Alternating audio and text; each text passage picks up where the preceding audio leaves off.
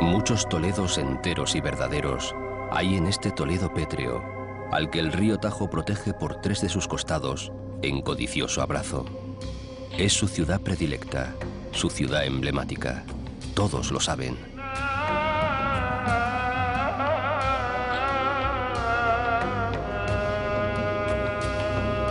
Uno de esos Toledos es ciertamente el que miró con apasionado ahínco el pintor cretense que aquí vivió durante más de 30 años, con más amarguras que felicidad, por cierto. Reflexionaba Gregorio Marañón, otro vecino ilustre de estos territorios. Doménicos Theotocópulos pintó el río solamente en 2 cuadros, mas para siempre, y con todas sus aguas lívidas despeñándose entre los tajos. Quizás en esos cuadros están el río y la ciudad más verdaderos. Muy diferentes en todo caso al paisaje espiritual que nos transmiten los retratos del poeta Garcilaso en sus doloridas églogas.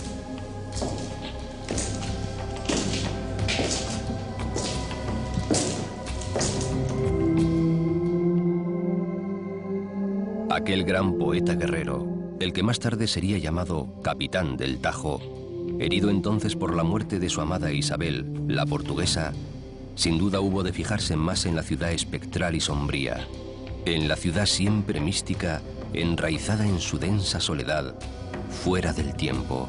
Por eso la llamó inmortal.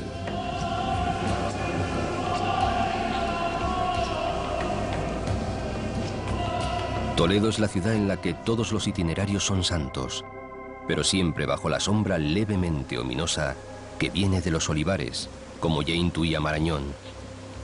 Para un río solo hay una ruta transitable, la de su destino. Claro que el ilustrado médico descubre, en su pasión toledana, muchas otras posibles, por ser este río el eje de España. En Toledo, cada ruta es no una lección de historia, sino una resurrección de nosotros mismos.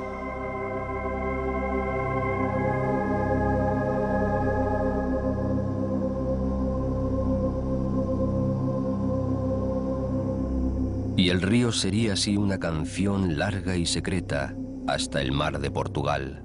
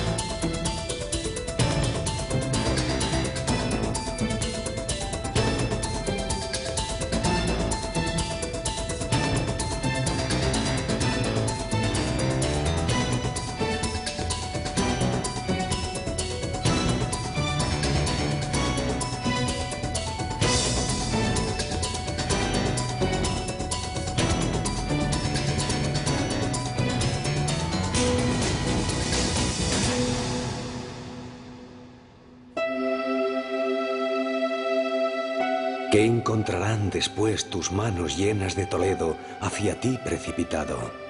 Se preguntaba hace medio siglo otro poeta, José García Nieto, herido también por estos paisajes rotundos.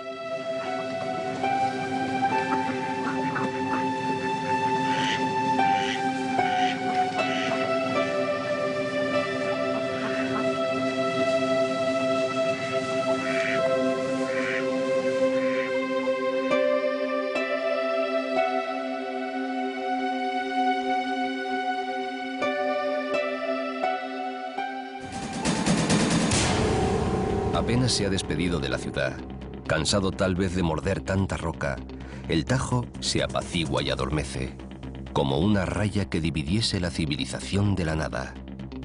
Así lo veía el viajero americano James Michener, al que le pareció tan bien que las llanuras siguientes, tan desoladas y vacías, quietas junto a los meandros del río, estaban como si acabaran de haber sido reconquistadas a los moros. La vega por la que aparece el Guadarrama desmiente hoy aquella impresión de soledades. Un Guadarrama cargado también de muchos castigos, que baja con sus aguas aromatizadas por los pinos de la sierra madrileña de su nombre, solo cuando se lo permiten los muchos pueblos que ha visitado en su apresurado descenso.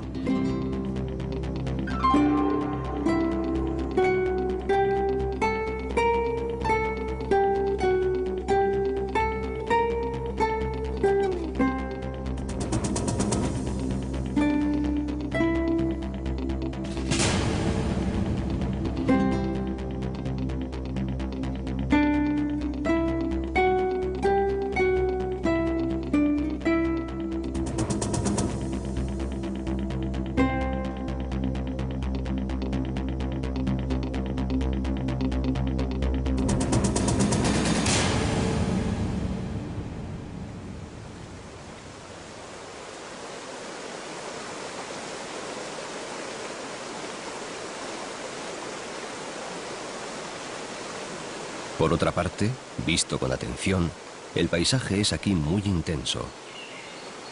Las barrancas de Burujón, un poco escondidas en la margen derecha, forman una bronca letanía de cárcavas y cortados que asombran en la ondulada llanura. Durante 50 millones de años, el agua y el viento han erosionado, amasado, esculpido a su gusto las rojizas tierras arcillosas.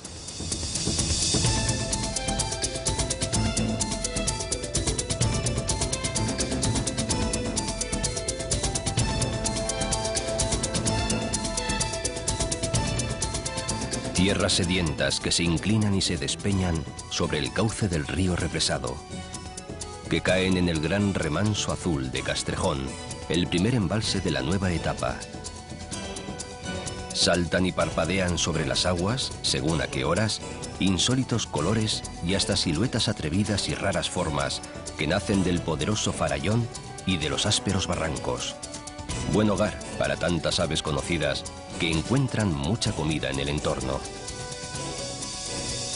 Si acaso, el Tajo hubiera podido caer en viejas arrogancias o pretensiones desmedidas, entregarse de nuevo a saltos de vértigo, a bramidos y rápidos temibles, pero la mano del hombre lo obliga otra vez a atascar su freno, a domesticarse y tornarse civil y utilitario. El ancho valle se adormece lleno de aguas plácidas junto a la llamada meseta cristalina, que se adorna con graciosos cerros. La conocida voracidad del hombre no ha arruinado del todo los primitivos bosques de coscoja y de encina, ni ha hecho especialmente difícil la vida a la cigüeña.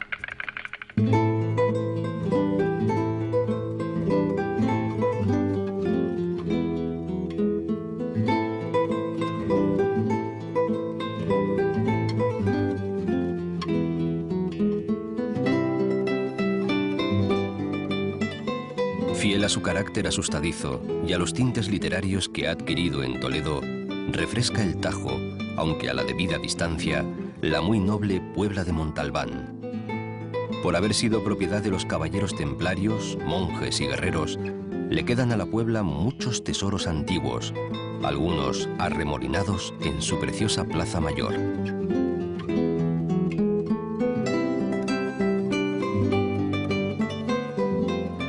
Y posee además un honor de índole más sutil y espiritual: haber sido cuna, en el año 1465, del bachiller Fernando de Rojas, autor de La Celestina, una de las obras mayores de la literatura española, y también del cardenal Pacheco, por si lo del poeta fuese poco.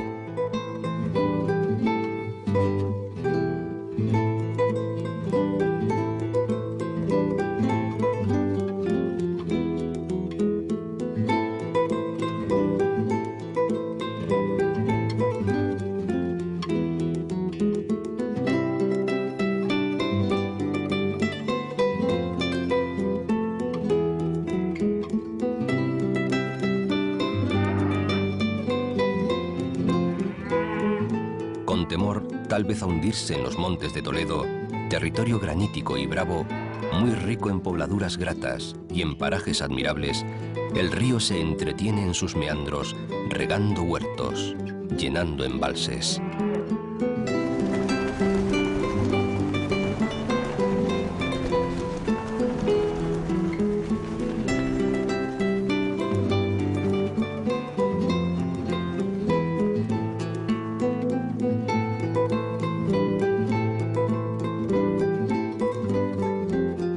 Se encamina lento hasta el Carpio, muy arrimado al apacible cauce de los campos de labor, y choca de pronto con Malpica, es decir, con un castillo de cuento árabe, surgido de repente, como por encantamiento, según creyó Pedro de Lorenzo.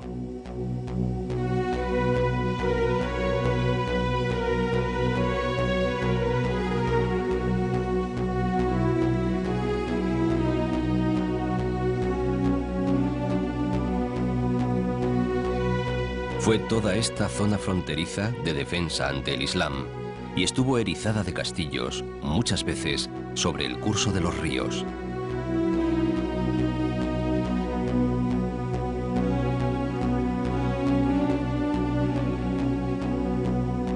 Ante las puertas, siempre generosamente abiertas de la ciudad de Talavera, el río Tajo se ejercita en una especie de rito ceremonial y de entrega. Las aguas se salen de madre, crean islas y arenales, se fijan a algunos taludes, dan alimento a bosquecillos de chopos. Por encima de los meandros se despliegan las barrancas que acogen Monte Bajo, Rañas y Reinos de la Retama. Es el umbral de los Montes de Toledo, territorio de la Jara. Como el sitio es encrucijada de caminos, cruce de antiguas cañadas y de rutas comerciales, se proveyó muy pronto de grandes puentes. Uno de ellos, el de Santa Catalina, que llaman viejo, suele hacerse pasar por romano, aunque su cuerpo actual es del siglo XV.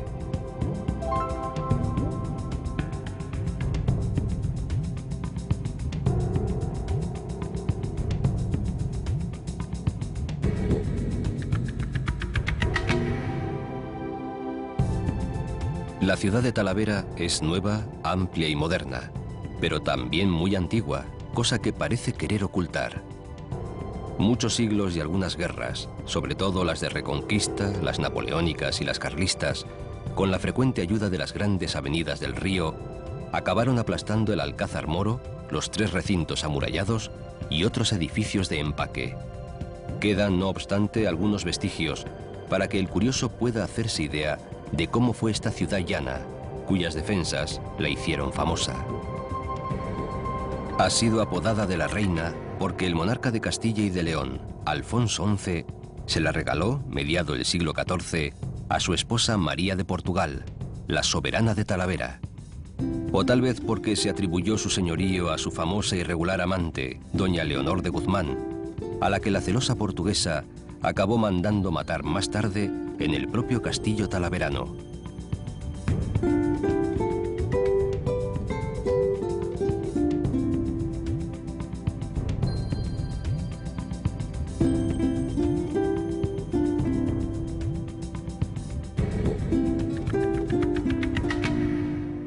Claro que la ciudad también ha sido conocida como de los arzobispos, por el mucho trajín de estos que aquí hubo, especialmente de los de la Silla de Toledo.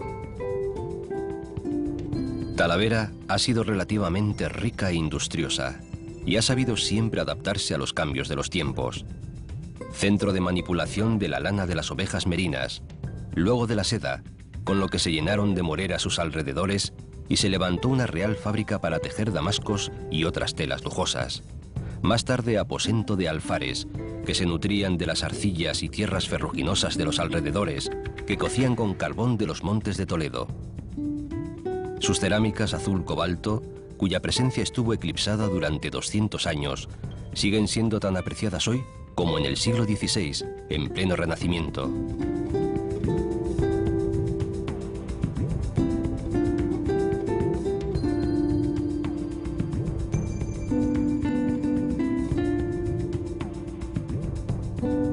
Literatura y tauromaquia, en fin, tienen en la ciudad hitos propios. En la primera, porque anduvieron aquí en diversos menesteres dos arciprestes casi legendarios, el de Hita, autor del libro del Buen Amor, y el llamado precisamente de Talavera, Alfonso Martínez, que escribió El Corbacho.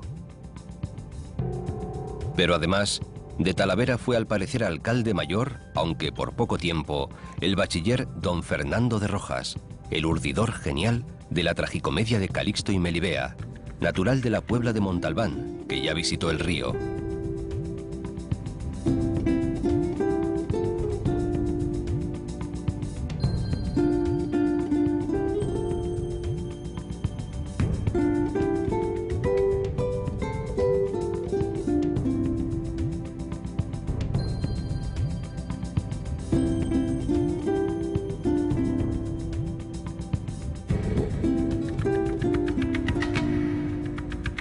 Por lo que a toros se refiere, en su plaza, entre las más antiguas de España, y como todos recuerdan todavía, murió el matador Joselito en 1920. Confesaba Gerardo Diego. Y todo cesó al fin porque quisiste. Te entregaste tú mismo, estoy seguro.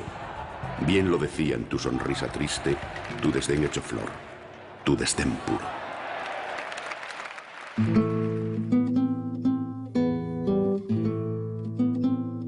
Las aguas que conocieron todos estos sucesos han pasado bajo el puente de hierro hace mucho tiempo.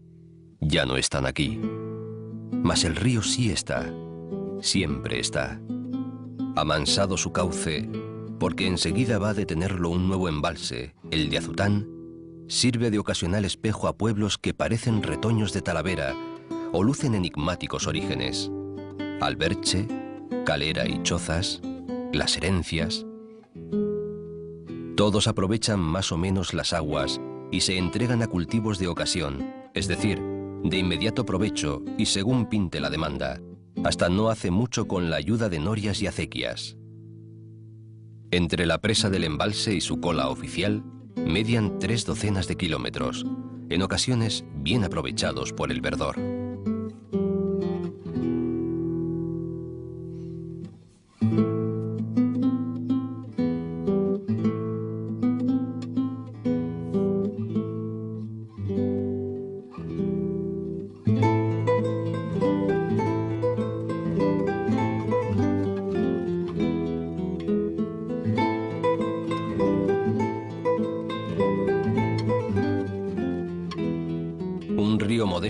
Llamado Jévalo, se desenvuelve entre las Rañas, camino del embalse de Azután, junto a las rampas de Paniagua.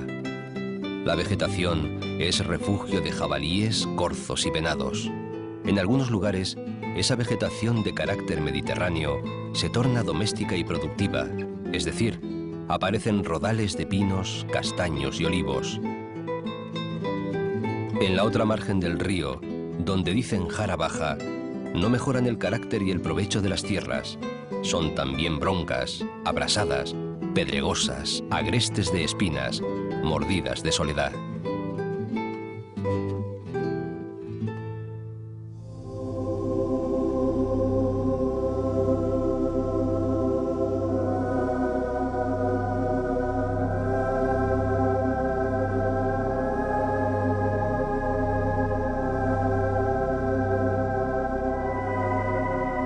En el costado del embalse sobrevive el misterioso despoblado conocido como Ciudad de Vascos, una fortaleza hispano-musulmana que solo vivió 100 años, entre los siglos X y XI, y se cree que hasta con 3000 habitantes.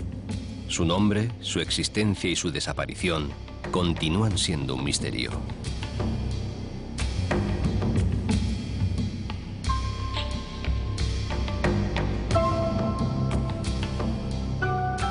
Pero el río sigue por el sur, apartado y tranquilo, bajo uno de los puentes más ilustres que posee. El lugar fue siempre paso tradicional, hasta que un belicoso arzobispo de Toledo, llamado Pedro Tenorio, mandó hacer un formidable puente de sillería para facilitar el paso a los peregrinos que iban a Guadalupe. Eso ocurrió hace unos 700 años. El burlón Luis de Góngora piropeaba aquí al Tajo de esta manera: Llamados sois con razón de todos, sagrado río, pues que pasáis por en medio del ojo del arzobispo. El pueblo, apuñado en un claro y que siempre se llamó, para ahorrar dudas, Puente del Arzobispo, nació y se desarrolló al amor del puente, y muchos de sus vecinos se dedicaron pronto al menester de la cerámica, en rivalidad con Talavera. Por aquí utilizan sobre todo los verdes de cobre sobre fondo blanco, con dibujos florales y faunísticos.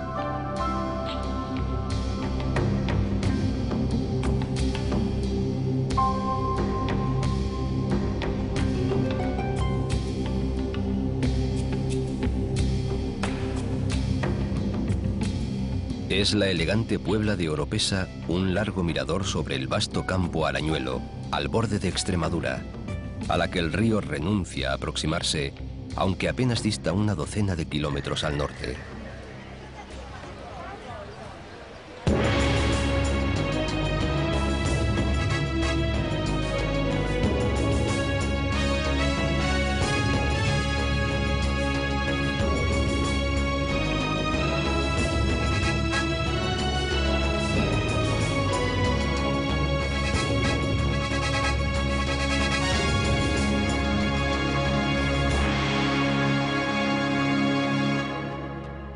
Su categoría ya aparece en su empaque y en las conjeturas de su nombre. Cuentan que si hubo en los alrededores una explotación de oro, que si con oro se pagó a los mahometanos el rescate de una bella cristiana, que si el mismo Hércules en persona fundó el caserío en lo alto de una colina pizarrosa. Realmente empieza a saberse del lugar bien entrada la Edad Media, cuando son sus dueños los Álvarez de Toledo. Isabel la Católica les concede título de condes, y uno de ellos alcanza el cargo de virrey del Perú.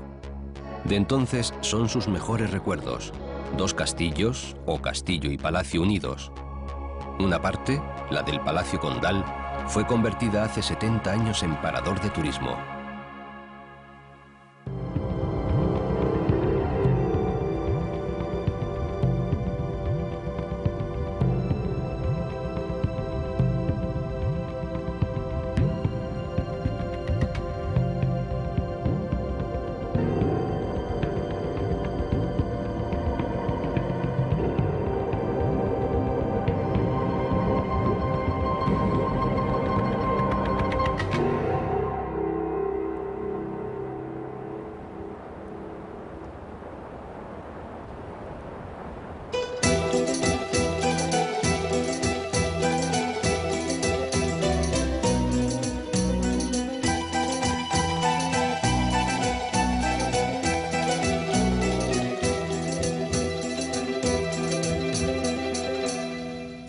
El embalse de Valdecañas marca la frontera entre Toledo y la Alta Extremadura, provincia de Cáceres, tierra de conquistadores.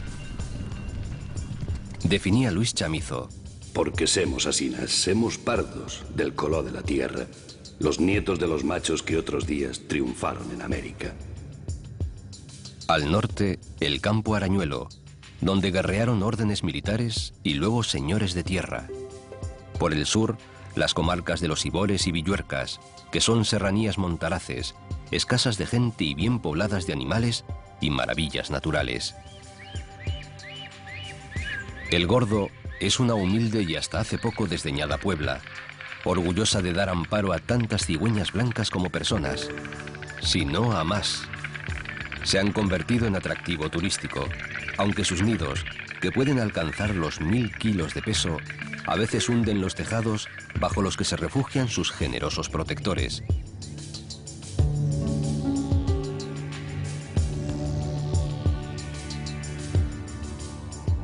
También escasa ha sido la gente que se asentó en la llamada Campana de la Mata, tierra comunal sembrada de alquerías por pastores abulenses que se agruparon en un concejo rural. Vivieron al margen de la sociedad española hasta que el navarro Pascual Madoz, ministro y autor del Gran Diccionario Geográfico de España, disolvió tan rara práctica en 1855 y el común se desmembró en grandes latifundios. Nacieron entonces los pueblos verdaderos, pequeños casi todos, al socaire de lo que había sucedido antes con Navalmoral, núcleo y centro de aquellas comunidades.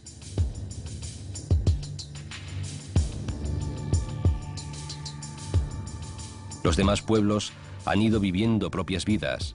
Peraleda, Millanes, Torviscoso, Valdeúncar.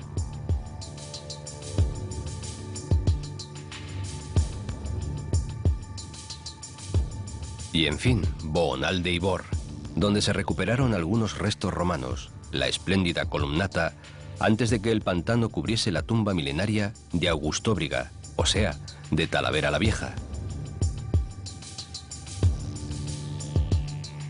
A su lado agoniza en el mismo embalse de Valdecañas el río Ibor, que viene por el sur, desde Guadalupe, caminando también entre impresionantes gargantas.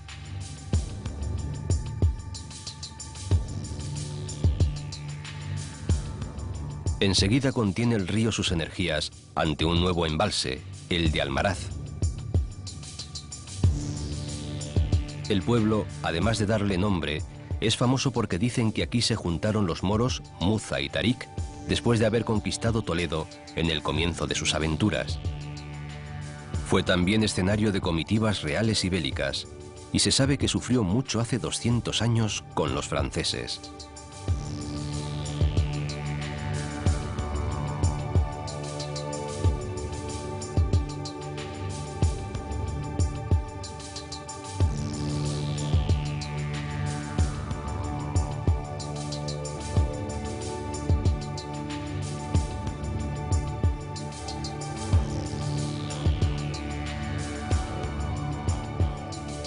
Los territorios que el Tajo visita a continuación parecen haber estado siempre vacíos de humanos.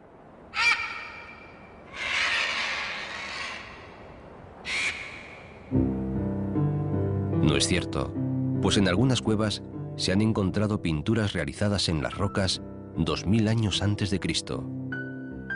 Ahora, agrupados alrededor del río y en el mismo centro geográfico de la provincia de Cáceres, forman el Parque Natural de Monfragüe.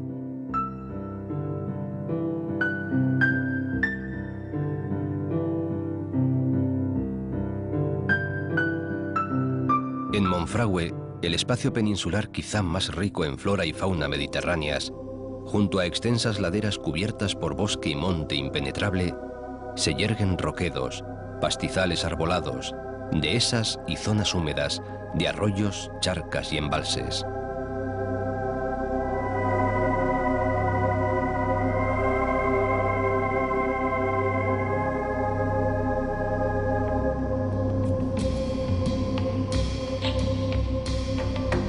No se trata de una sierra de gran espectáculo, de un macizo imponente, de un paraje soberano y grandioso, pero es un auténtico refugio.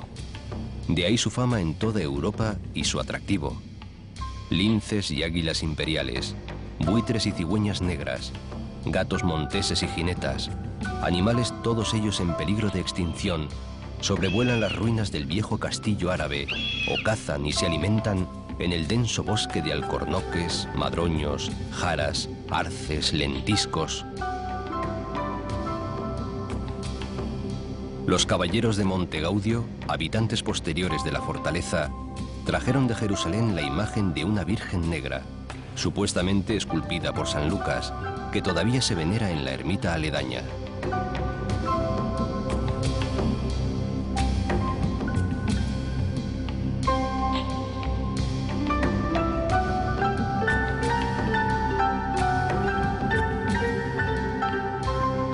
Hace 40 años, la construcción de los embalses de Torrejón y de Alcántara cambiaron mucho el paisaje, y la plantación de eucaliptos estuvo a punto de arruinarlo.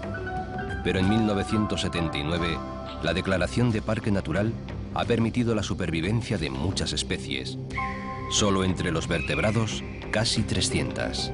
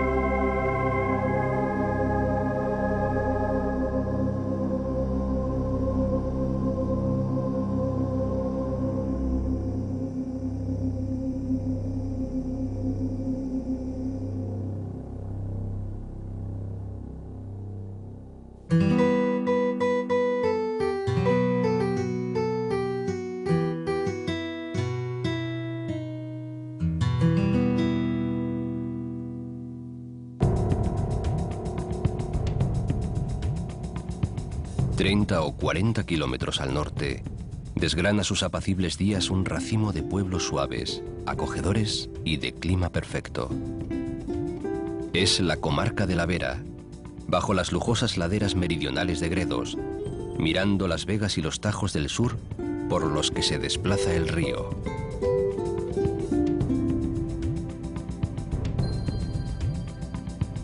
Primero, Jaraiz, dinámica capital comercial de la comarca.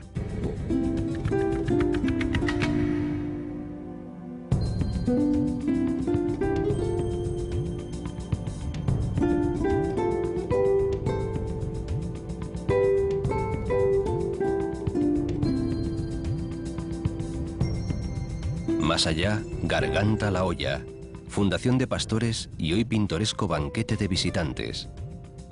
Cuentan aquí una historia macabra de una tal Isabel de Carvajal, que huyó del matrimonio y luego se dedicó a seducir varones para asesinarlos.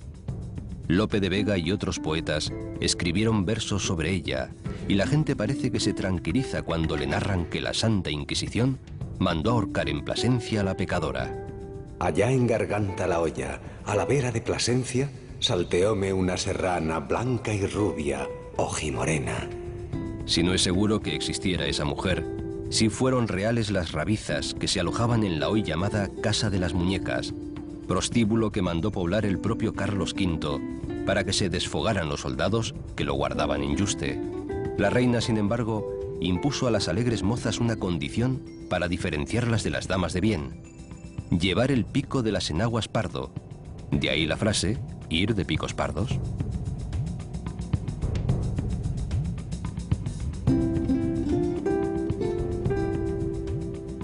Yuste, el monasterio, queda a un tiro de piedra, en un paraje de verdad manso, solitario y apacible, término municipal de Cuacos, donde pasó la infancia el bastardo Juan de Austria, el intrépido Jeromín.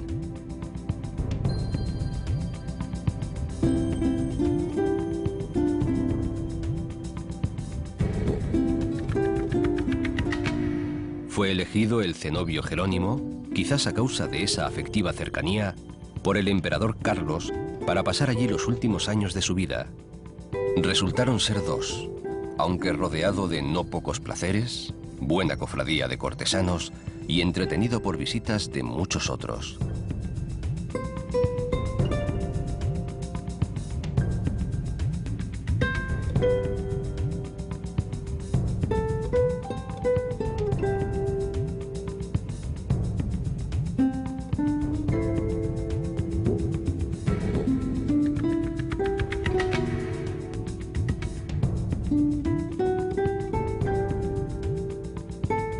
Cuacos, con sus placitas, callejuelas secretas y fuentes, es una de las aldeas más cautivadoras de la Vera.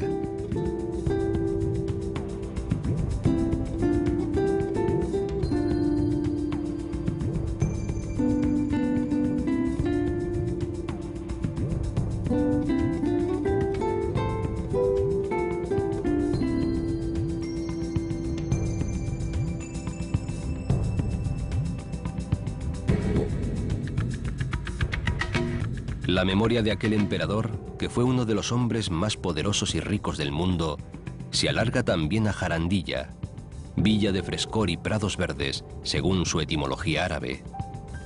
En su castillo-palacio, hoy parador de turismo y antes casa de los condes de Oropesa, se albergó Carlos I de España y V de Alemania, mientras acababan de acondicionar a su gusto la placentera residencia monástica de Yuste.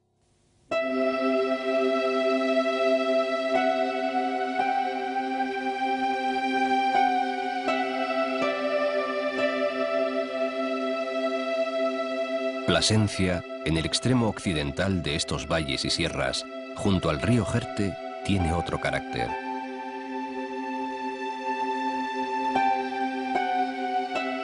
Sus poderosas murallas contaban con 78 torres defensivas, de las que se conservan 22, además de un alcázar derruido en 1941. Su carácter y espíritu militar llevó a los caballeros placentinos a ser partícipes en grandes batallas y hechos militares: Alarcos, las Navas de Tolosa, la Reconquista de Sevilla.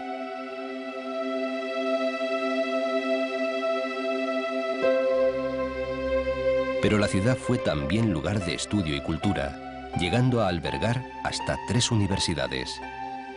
Rivalizó en dignidad con Cáceres. Tuvo obispo, el más poderoso de Extremadura. Conserva 2 catedrales cargadas de arte. Escandaliza con los motivos procaces de la sillería catedralicia, la pintoresca historia voladora de su escultor, Rodrigo Alemán, que plasmó de manera inmejorable el mundo de los buhoneros, pícaros y mendigantes. Atesora docenas de leyendas y buena parte de sus fortificaciones, hasta doble muralla. Y tradición de mercado, con 8 siglos de negocio a sus espaldas.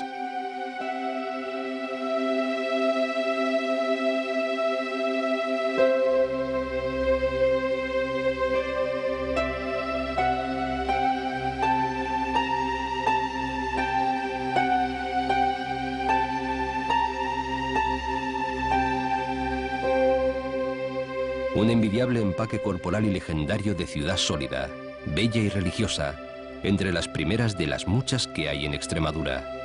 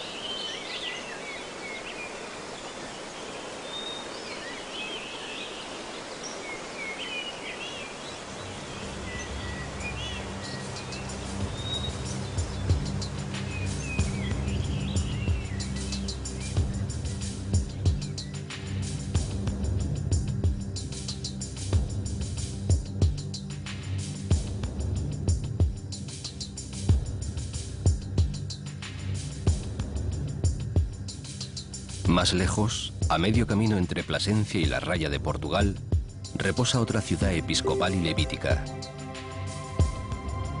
Se trata de la pequeña ciudad de Coria, joya escondida entre dehesas y sierras, propietaria de formidable catedral, de castillo y muralla romanos, clásicas puertas de acceso, amables e intrincados rincones callejeros.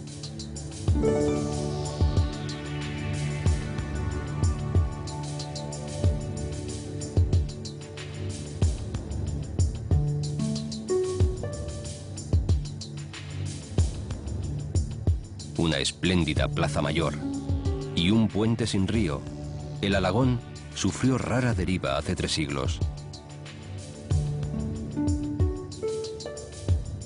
Es una de las muchas cunas peninsulares del mítico guerrero Viriato.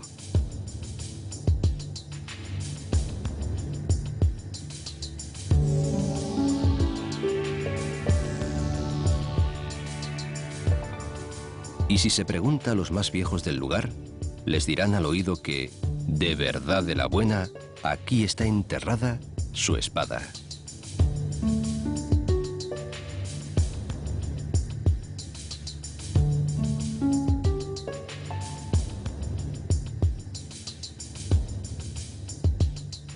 Pero injusto sería, rondando por las vecindades del Tajo, desdeñar a la población señera, eje y alma de todas estas ciudades memorables. Cáceres, la capital de la extensa provincia, patrimonio de la humanidad.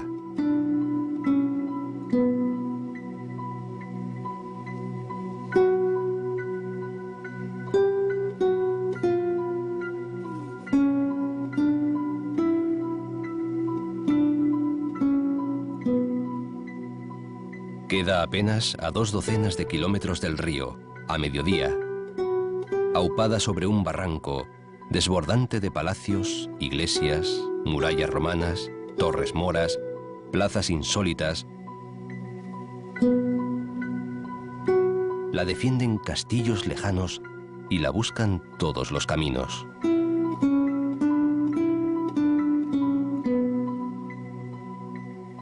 Población de desarrollo romano, en plena vía comercial de la Plata, visigoda y árabe a continuación, es cristiana por excelencia, pues se reconstruyó de arriba a abajo después de expulsar a los invasores islámicos en el año 1229. Aquí se aposentaron linajes de Castilla, de León, de Galicia, de Asturias y aún de Francia y Alemania.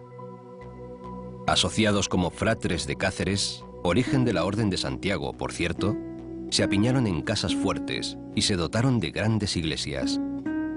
Los Obando, los Becerra, los Golfines, los Carvajal, los Mogollón, los Pereros, los Aldana, los Solís. Desde castillos y casonas campesinas dirigían sus dehesas de ganado mientras seguían guerreando contra el moro. Hasta que llegó la reina Isabel a apaciguar temperamentos frecuentemente hostiles y a desmochar torres demasiado altas, la ciudad fue brillante escenario de las vidas de aquellos nobles levantiscos y audaces.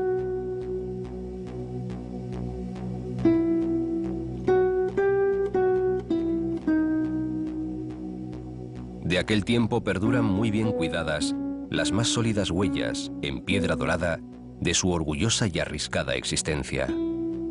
Después, concluida la Reconquista, algunos vástagos de aquellos nobles poderosos se fueron a América en busca de fortuna, y los pocos que volvieron, ya ricos, añadirían lujos arquitectónicos y glorias diversas a esta ciudad ya lujosa y rica.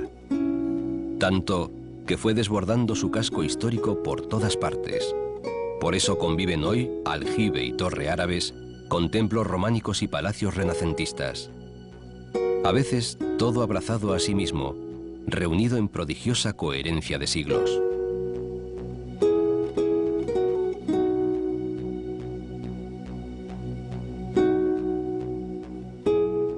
Como en toda Extremadura, serían las rachas de pobreza que empezaron ya hacia el año 1600 y continuaron en los siglos siguientes, las que más ayudarían a que se mantuvieran en pie tantos tesoros, a que se conservara tanto el esplendor antiguo.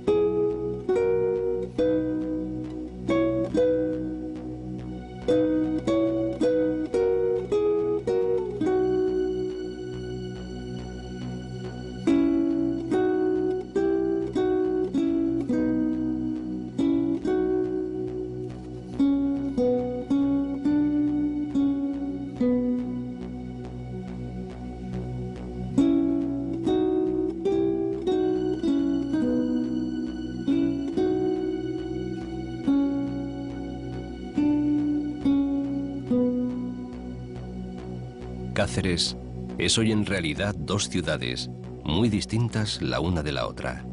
Dos al menos, pues junto al prodigioso teatro medieval y renacentista se ha desarrollado una pujante ciudad moderna, mercantil, abierta, laboriosa y universitaria.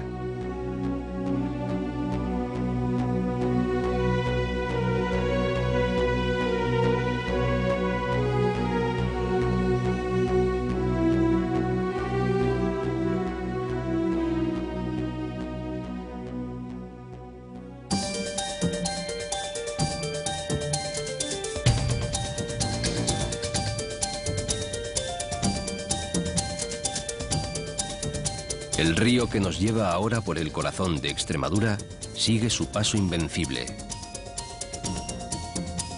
Casi en línea recta de sur a norte desde Cáceres, se abre el segundo embalse de Alcántara. Y entre los pueblos que abrevan en estas aguas, luce con especial donosura Garrobillas, su plaza porticada, irregular y perfecta como un claustro misterioso, y la gran iglesia. Algunos tesoros de tan hermoso pueblo solitario quedaron sumergidos bajo las aguas, como parte del famoso y enorme puente romano de Alconétar, luego rescatado aguas arriba de su emplazamiento, y casi todo el castillo romano, árabe y templario de Rochafrida. La tremenda inundación del Tajo, obligado por los hombres, causó esas penalidades.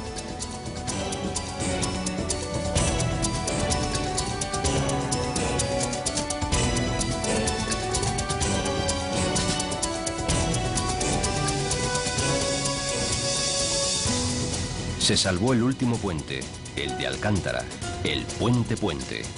Una de las mayores hermosuras que en España pueden verse. Eso decía Unamuno en 1909, cuando ni se soñaba con la presa y la hidroeléctrica. Es quizá la obra más perfecta que los romanos construyeron en España, y solo entre los años 105 y 106, pagado a escote por los vecinos de 11 municipios. 6 arcos valientes, casi 200 metros de longitud, sillares graníticos colocados en seco, como los del acueducto segoviano, una obra maestra y perenne. Domeñadas pasan ya las aguas en este profundo Tajo por las orcas caudinas de piedra, tan cargadas de belleza como de historia, entre invenciones tecnológicas y una villa a ellas asomada en lo alto, villa hoy un poco adormecida y remota, mas dueña también de monumentos valiosos y de sucesos memorables.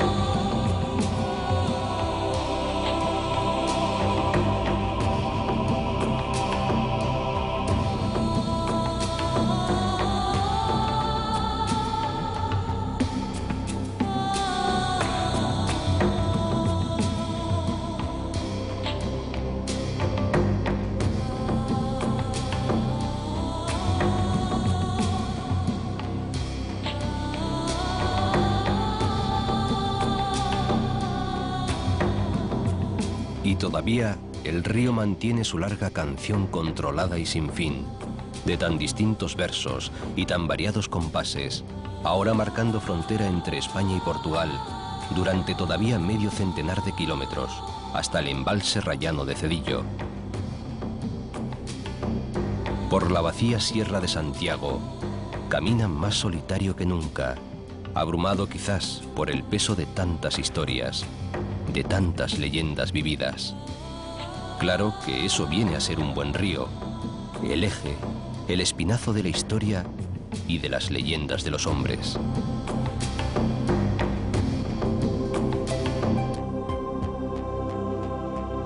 Después, otro par de centenar de kilómetros más adelante, ya junto al océano, el río del Imperio marcha por Lisboa hacia el Atlántico. Insistía Unamuno. El recio luchador bien merece aquella su augusta y majestuosa muerte.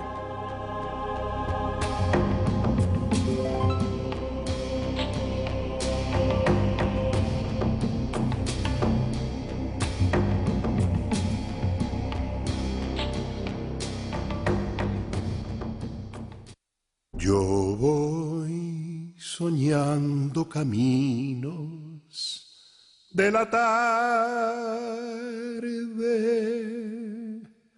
las colinas doradas, los verdes pinos y las encinas, a donde el camino irá, a donde el camino irá.